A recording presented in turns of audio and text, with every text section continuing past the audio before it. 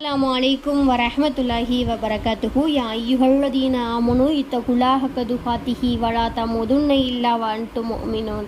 நம்பிக்கை கொண்டோரே, அல்லாஹுவுக்கு அஞ்சுகின்ற விதத்தில் அஞ்சுங்கள், நீங்கள் முஃமின்களாகவே தவிர மரணிக்காதீர்கள்.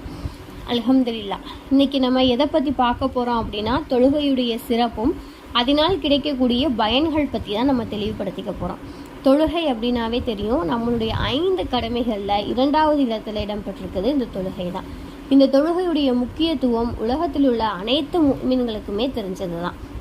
ஏன்னா இந்த தொழுகையை நிலைநாட்ட சொல்லியும் கடைபிடிக்க சொல்லியும் அல்லாஹ் திருமறை குர்ஆனில் நிறைய இடத்துல தெளிவுபடுத்தியிருக்கான். அதே மாதிரி முஹம்மது நபி ஸல்லல்லாஹு அலைஹி வஸல்லம் அவங்களும் இந்த தொழுகையுடைய சிறப்புகளையும் அதுக்காக எவ்வளவு நன்மைகளை அல்லாஹ் தயார்படுத்தி வச்சுருக்கான் அப்படிங்கிறதையும் நமக்கு ஹதீஸ்கள் மூலியமாக தெளிவுபடுத்தியிருக்கிறாங்க. நம்ம முக்கியமாக தெரிஞ்சுக்கக்கூடிய விஷயம், நம்மளுடைய படைப்பின் நோக்கமே அல்லாஹுவை வணங்குவதுக்காக தான்.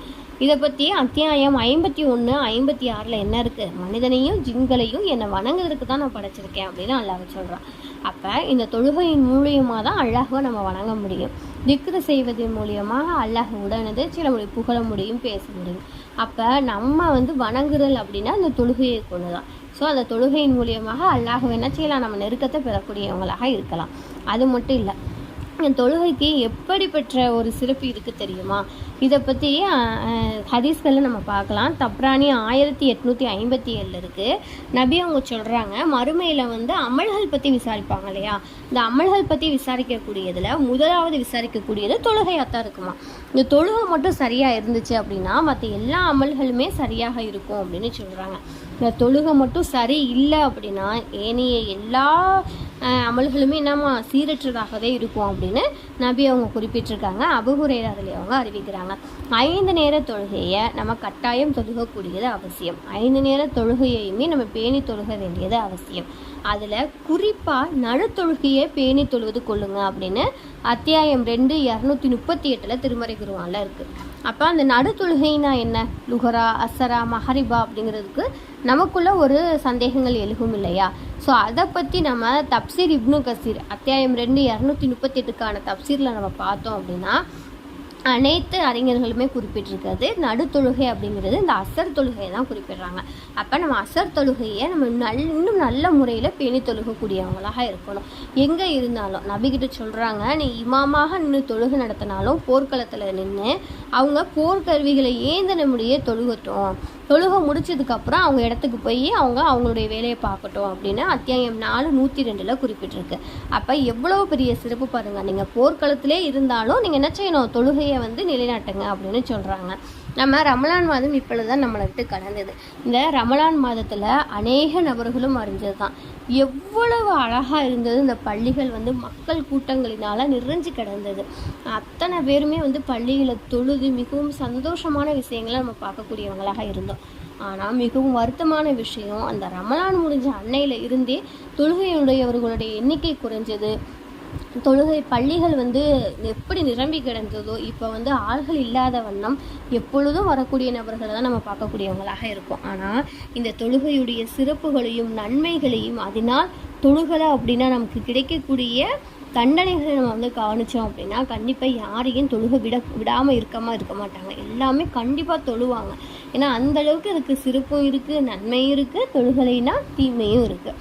தொழுகையை பேணுபவருக்கு எப்படிப்பட்ட நல்லமல்களை அல்லாஹ் சொல்கிறான் தெரியுமா? அத்தியாயம் 23 பதிவாயிருக்கு. 9 to 11 இந்த தொழுகையை பேணுறவங்களை பற்றி தான் குறிப்பிருக்கோம். அதில் என்ன சொல்கிறாங்க அப்படின்னா, தொழுகையை பேணுபவங்க சொர்க்கத்தை அவங்க அனந்தரமாக ஆக்கிக்கிட்டாங்க அப்படின்னு சொல்கிறாங்க. அப்போ தொழுகக்கூடியவங்களுக்கு அல்லாஹ் என்ன சொல்கிறான், சொர்க்கத்தை நான் வஜிபாக்கி வச்சுருக்கேன் அப்படின்னு சொல்கிறாங்க. அதில் ஃபிர்தௌஸ் அப்படிங்கிற சொர்க்கத்தில் அவங்க நிரந்தரமாக தங்கியிருப்பாங்கன்னு சொல்லியிருக்காங்க. மாஷா அல்லாஹ். அப்போ நம்ம தொழுகிறதுனால நமக்கு சொர்க்கத்தை அல்லாஹ் கடமையாக்கி வச்சுருக்கான் அப்படிங்கிறத நம்ம கண்டிப்பாக அதை தெரிஞ்சுக்கணும். அது மட்டும் கிடையாது, தொழுகையே அல்லாஹுக்கு மிகவும் விருப்பமான செயல் அப்படின்னு சொல்லிட்டு நபி அவங்க சொல்கிறாங்க. இது புகாரில் 527 பதிவாயிருக்கு. என்ன அப்படின்னா, நபி ஸல்லல்லாஹு அலைஹி வஸல்லம் அவங்கக்கிட்ட கேட்குறாங்க, அல்லாஹ்விடத்தில் மிகவும் விருப்பமான அமல் எது அப்படின்னு சொல்லி கேட்குறாங்க. அதுக்கு நபி அவங்க தொழுகையை 6 மணி நேரத்தில் தொழுகிறது அப்படின்னு சொல்கிறாங்க. அப்போ எந்த அளவுக்கு அல்லாஹ் பிடித்தமான அமல் அமல்களில் இந்த தொழுகை வந்து மிகவும் சிறப்பு வாய்ந்ததாக இருக்குது. கரெக்ட் இல்லையா? அது மட்டும் கிடையாது, இந்த தொழுகையுடைய பலன்களை பற்றி நபி அவங்கக்கிட்ட கேட்டதுக்கு புகாரில் 528 பதிவாயிருக்கு. அப்போ நபி அவங்க வந்து சொல்கிறாங்க, மக்கள்கிட்ட சஹாபாக்கள்கிட்ட சொல்கிறாங்க, நல்லா கவனிங்க, இந்த சிறப்பு எப்படிப்பட்ட ஒரு ஊமையை நபி அவங்க நமக்கு எத்தி வச்சுருக்காங்க அப்படின்னா, உங்களில் யாராவது உங்கள் வீட்டு வாசலில் வந்து ஆறு வந்து போயிட்டுருக்கு, அதில் நீங்கள் வந்து 5 நேரமே நல்லா குளிக்கிறீங்க, குளித்து உங்கள் மேனிகளை வந்து அழுக்குகள்லாம் எடுத்துறீங்கன்னு வச்சுக்கோங்களேன். அப்போ உங்கள் உடம்புல அழுக்கு இருக்குமா அப்படின்னு சொல்லிட்டு நபி தோழர்களிடம் வந்து நபி அவங்க வந்து கேட்குறாங்க. அவங்க சொல்கிறாங்க, அதெல்லாம் இருக்காது, எந்த ஒரு சிறிதளவும் கூட என்ன செய்யாது, அழுக்கு எஞ்சிருக்காது அப்படின்னு சொல்கிறாங்க. அதை கேட்ட நபி அவங்க சொல்கிறாங்க, இது 5 விரல் தொழுகைகளின் ஊமை தான், இதன் மூலயமா அல்லாஹ் வந்து பாவங்களை அகற்றுதான் அப்படின்னு சொல்கிறாங்க. எவ்வளவு அழகான ஊமை பாருங்கள். நம்ம 5 நேரம் குளிச்சா எப்படி நமக்கு அழுக்கு நம்ம வெளி உடம்புகளுக்கு தெரியாதோ, அதே போல் இந்த 5 நேரம் நம்ம தொழுகிறதுனால நம்மளுடைய உடம்புகளில் இருக்கக்கூடிய அல்லாஹ் பாவங்களை வந்து நீக்கக்கூடியவனாக இருக்கான் அப்படின்னு சொல்கிறாங்க. அது மட்டும் கிடையாது, இதை பற்றி தொழுகையை தீய காரியங்களை வந்து அகற்றிவிடும் அப்படின்னு சொல்கிறாங்க. அத்தியாயம் 11:114 கொடுத்துருக்கு. பகலில் 2 ஓரங்களில் இரவின் ஒரு பகுதியை தொழுகை நிலைநிறுத்துங்க, நிச்சயமாக இது நல்ல காரியங்களையும் தீய காரியங்களையும் அகற்றிவிடும்னு சொல்லியிருக்காங்க. மாஷா அல்லாஹ். அப்போ இந்த தொழுகை இருந்ததுனால நமக்கு எப்படிப்பட்ட பலன் கிடைக்கிது? சொர்க்கம் கிடைக்கிது, அல்லாஹுக்கு பிடிச்ச அமல்களில் ஒன்றா இருக்குது, நம்மளுடைய பாவங்கள் மன்னிக்கப்படுது அப்படின்னு சொல்கிறாங்க, தீமையை விட்டும் அகற்றப்படுதுன்னு சொல்கிறாங்க. அதே மாதிரி தொழுகை அப்படிங்கிறது மானக்கேடான விஷயத்தை என்ன செய்யுது? தடுக்கிறது. இதுவும் அத்தியாயம் 29:45 வந்து தெளிவுபடுத்திருக்குது. தொழுகை வந்து மனிதரின் மானக்கேடானவற்றையும் தீமையை வெட்டியும் விளக்கும் அப்படின்னு சொல்லியிருக்காங்க. அப்போ நம்மளுடைய நல்ல அமல்கள்லாம் செய்யணும் அப்படின்னா நபி அவங்க சொன்ன மாதிரி முதல்ல வந்து இந்த தொழுகை நமக்கு நல்லா இருந்தாலே நம்மளுடைய அனைத்து தவறுகளுமே நம்மளை விட்டு என்ன செய்ய மாற்றக்கூடியதாக இருக்கும். இது மாதிரி அநேக சிறப்புகளை நம்ம பார்க்கலாம். அதே மாதிரி இதை பற்றி இப்னு ஹிப்பான், முஸ்னத் அஹமத், திருமிதி, இது மாதிரி நிறைய ஹதீஸ்களில் ஒன்று குறிப்பிட்டிருக்காங்க. இந்த தொழுகைக்கு ஒரு சிறப்பான விஷயம் ஒன்று சொல்லியிருக்காங்க.